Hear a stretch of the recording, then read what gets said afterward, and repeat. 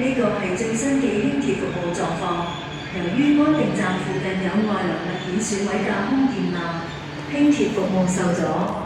輕鐵路線改道如下：505線改道，將不停少陵站至屯門站；507線改道，將不停屯門碼頭站至屯門站；614線及614P 線改道，將不停兆禧站。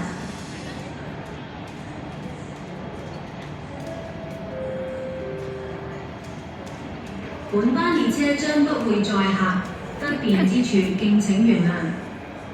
本班列車將不接載乘客，造成不便請見諒。